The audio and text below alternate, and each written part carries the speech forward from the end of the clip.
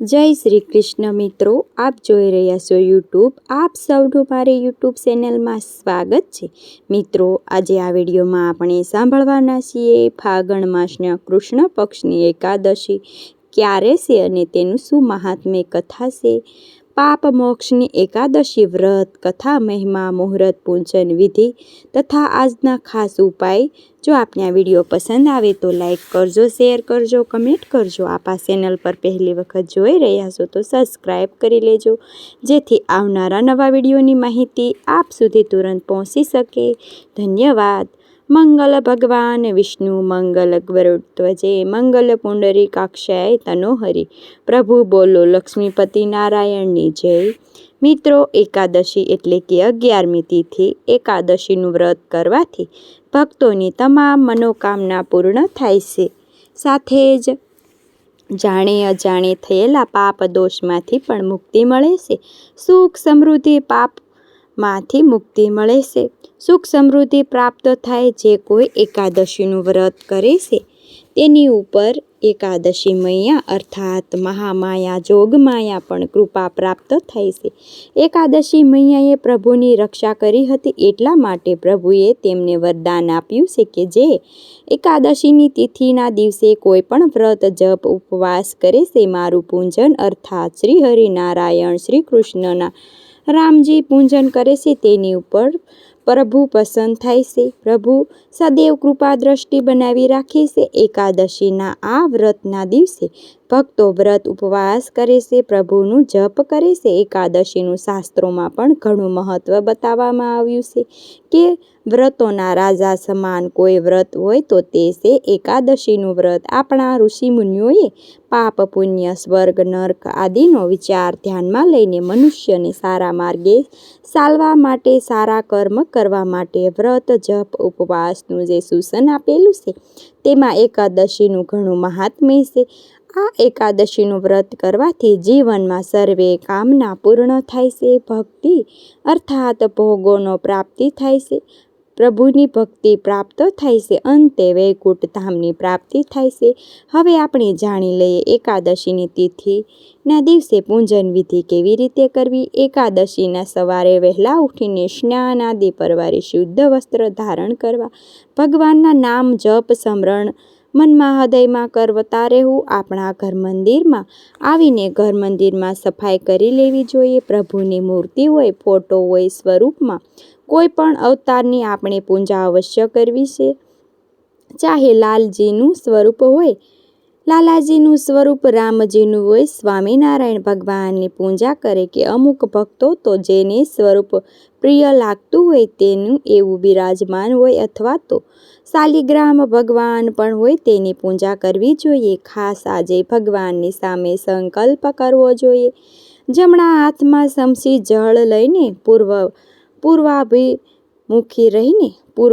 રહીને આ રીતે બોલવું જોઈએ કે ભગવાન શ્રી નારાયણ પુંડરી કાક્ષાય અપશુતે મેં એકાદશી વ્રતનો ઉપવાસ કર્યો છે. બારસના દિવસે હું આ વ્રત પારણા કરીશ.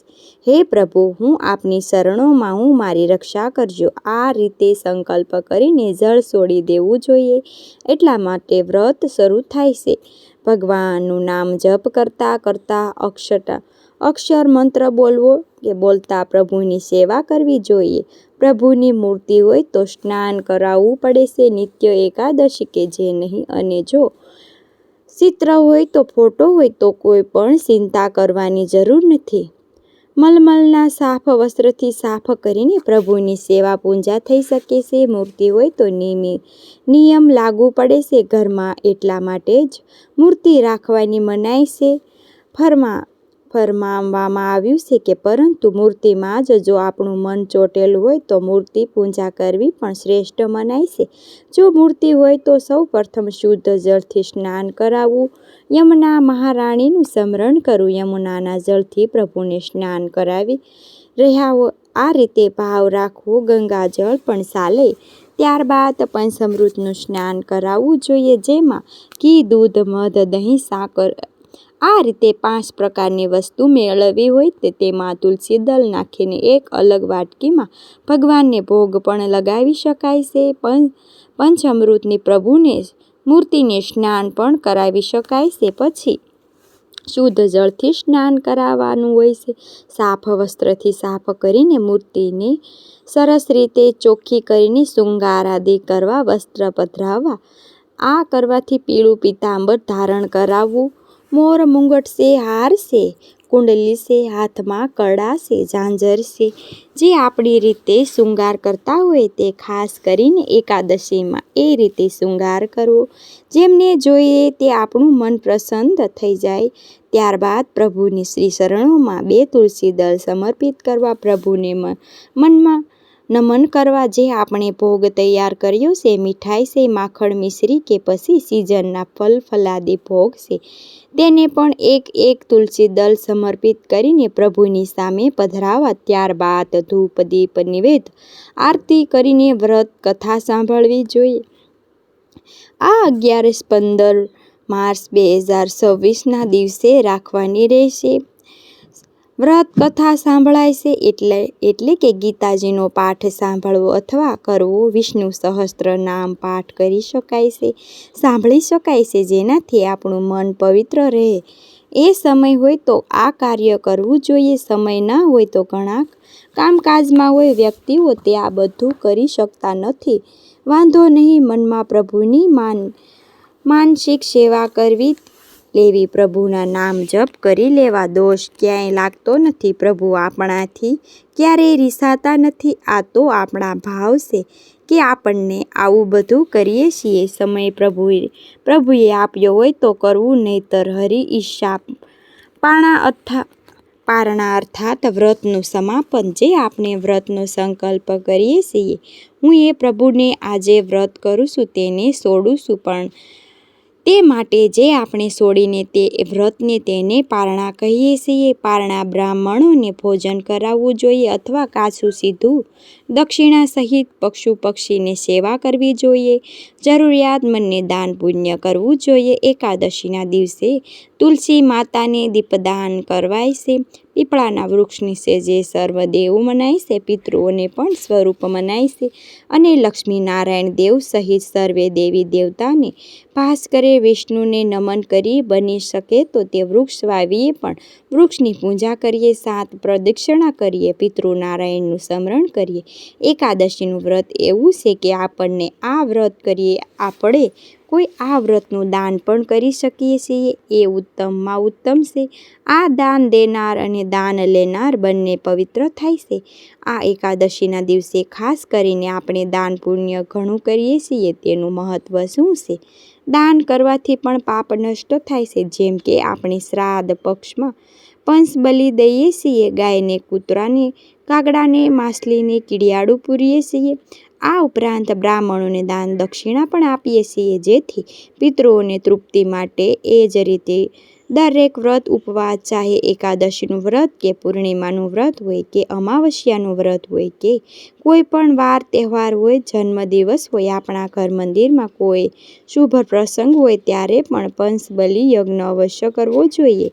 આ જ રીતે વ્રત કરીને અથવા નિત્ય પણ જો આપણે કૂતરાને ભોજન કરાવીએ તો દુર્ઘટનામાંથી રક્ષા પ્રાપ્ત થાય છે. માછલીને ભોજન કરાવવાથી વિપત્તિઓમાંથી રક્ષા થાય છે. પક્ષીઓને દાણસળની વ્યવસ્થા કરવાથી, જલની વ્યવસ્થા કરવાથી ગરીબાઈ આવતી નથી, અને ગાયને ઘાસ સારો ખવડાવવાથી વ્યક્તિને સદૈવ સંતુષ્ટ અને પ્રસન્ન રહે છે. ધાર્મિક સ્થાન ઉપર જો આપણે પ્યાર એટલે કે પાણીની વ્યવસ્થા કરીએ અથવા જ્યાં જલ છે, જ્યાં આવશ્યકતા છે ત્યાં આપણે જલની વ્યવસ્થા કરીએ તો પરેશાનીમાંથી મુક્તિ મળે છે. આ રીતે દાન પુણ્ય પણ ઘણું મહત્વ છે. એટલા માટે આપણા શાસ્ત્રોમાં દાન પુણ્ય વધુ મહત્વમાં આવ્યું છે. આપણે જે કમાઈએ છીએ તેમાંથી અમુક હિસ્સો, ચાહે 1% હોય કે 5% હોય કે 10% હોય, દાન કરીએ તો તે કમાણી પણ બરકત રહે છે. અને ખાસ કરીને વ્રત ઉપવાસ દરમિયાન દાન પુણ્ય કરવાથી તો આપણું શરીર તો નિરોગી કાયા બને છે. એટલા માટે આરોગ્યની પ્રાપ્તિ થાય છે. વ્રત કરવાથી મનની શુદ્ધિ થાય છે, બુદ્ધિમાં પણ શુદ્ધતા આવે છે, અને ધનની શુદ્ધતાથી દાનથી. આ રીતે આપણે કોઈ પણ નિયમ પાલન કરીએ છીએ તેનાથી ધર્મ સચવાઈ રહે છે અને કરેલા કર્મ દરેક ભોગવવા પડે છે. સવારે સ્નાન આદિ પરવારી સૌ પ્રથમ આપણે સૂર્યનારાયણ દેવને અર્ઘ્ય આપવી જોઈએ. ભગવાન સૂર્યનારાયણને દેવને અર્ઘ્ય આપવી જોઈએ. ત્રાંબાના લોટામાં જલ ભરીને અથવા તો 2 હાથમાં અંજલિ લઈને ગાયત્રી મંત્રનો જપ કરી શકાય છે. ગીતાજીમાં ભગવાન શ્રી કૃષ્ણએ કહ્યું છે કે પ્રકાશ પૂંજામાં સૂર્ય પોતે જ ચંદ્ર પોતે જ, એટલા માટે આપણે ચંદ્ર પૂજન કરીએ છીએ, સૂર્ય પૂજન કરીએ છીએ, જે સાક્ષાત પ્રભુના સ્વરૂપ મનાય છે. અને સૂર્યનારાયણની પૂજા કરવાથી તો આપણા પિતૃઓને પણ તૃપ્ત થાય છે. એકાદશીના દિવસે આપણે જે વ્રત કરીએ છીએ, ઉપવાસ કરીએ છીએ, તેનું દાન પણ આપણે કરી શકીએ છીએ. આ રીતે કોઈ પણ આવશ્યકતા વ્યક્તિને ઘરમાં બીમાર છે કે અથવા તો મૃત્યુ નજીક છે, જેની કે જે ઈશ્વરનું નામ સ્મરણ કરે છે તેને, અથવા આપણા પિતૃઓનું સ્મરણ કરીને અમુક વ્યક્તિને પણ, અથવા જે દૂર રહે છે, વ્રત કરી શકતા નથી, તેને પુણ્ય આપવા માટે પણ આ વ્રત કરી શકાય છે. સંકલ્પ કરી શકાય છે મનોમન અને વ્રતનું ફળ આપી શકાય છે. આ મહાદાન છે. આપણે કોઈ પણ દાન પુણ્ય ન કરી શકીએ તો વ્રત ઉપવાસ કરી શકીએ છીએ તો પણ પ્રભુના નામ જપ કરાય છે. એ પણ ન થાય તો માત્ર શુભ કર્મને આપણા જીવનમાં વણી લઈએ. કોઈનું દિલ ન દુભાઈએ, નિંદા કુતલી ન કરવી, ખોટું બોલવું નહીં અને કોઈના દિલને ઠેસ પહોંચે એવું કોઈ હરકત ન કરવી જોઈએ. કોઈ પણ કર્મ કરીએ ત્યારે એ વાતનું ધ્યાન રાખીએ કે આપણને જો કોઈ આવું કરે તો આપણે કેવું લાગે, તો આપણને બીજા સાથે કેવી રીતે કરી શકીએ. આ વાત એટલા માટે આપણને કોઈ પણ કર્મ કરતી વખતે તેના ફળ વિશે અવશ્ય જાણવું જોઈએ કે જેથી અંત સમયે પસ્તાવું ન પડે. આ રીતે વ્રત ઉપવાસને આપણે આ બધું શીખવાડે છે કે આપણે કેવું કરવું જોઈએ. શાસ્ત્ર આપણને શીખવાડે છે, એટલા માટે આપણે શાસ્ત્રને આપણા જીવનમાં વણીએ છીએ અને ત્યારે પ્રભુનો વાસ થઈ જાય છે, જ્યાં પવિત્રતા છે. એટલા માટે વ્રત ઉપવાસનું ઘણું મહત્વ છે. મિત્રો, આ રીતે એકાદશીનું મહાત્મ્ય ઘણું છે, પરંતુ એકાદશીનું વ્રત કરીએ, જો કથા સાંભળવામાં આવે તો ઉત્તમ ફળની પ્રાપ્તિ થાય છે. મિત્રો, આ હતું એકાદશીનું મહાત્મ્ય, એકાદશી વ્રત કરવાનું મહાત્મ્ય કથા. જો આપ મને સાંભળવા માટે ધન્યવાદ. આપ સૌને મારા જય શ્રી કૃષ્ણ.